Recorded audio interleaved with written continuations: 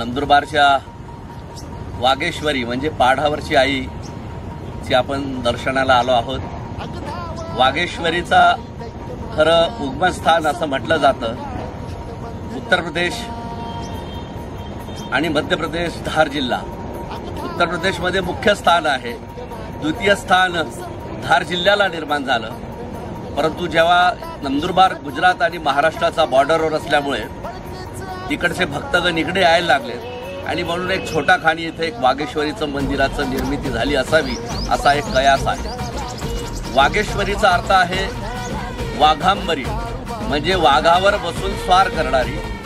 दुसरी एक त्याचं स्वरूप म्हटलं जातं वज्रेश्वरी।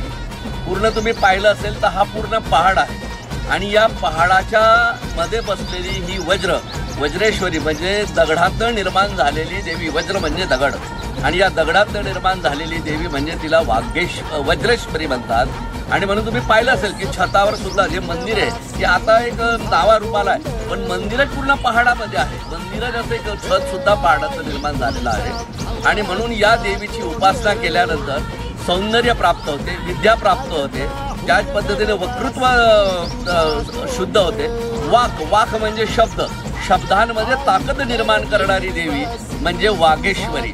आणि म्हणून या वागेश्वरीची एक महिमा आहे आणि म्हणून या इथं ज्यांना विद्या प्राप्त करायची असेल त्यांनी इथं आपली कधी पूजा अर्चना केली, नवरात्रीमध्ये इथं येतच असतात, पण 12ही महिने या देवीवरची उपासना करणार असतात। म्हणून या नंदुरबार जिल्ह्याचे संत जे होऊन गेले श्रेष्ठ संत दगाजी बापू दगडूजी महाराज यांनी इथं देखील तपस्या केली आहे।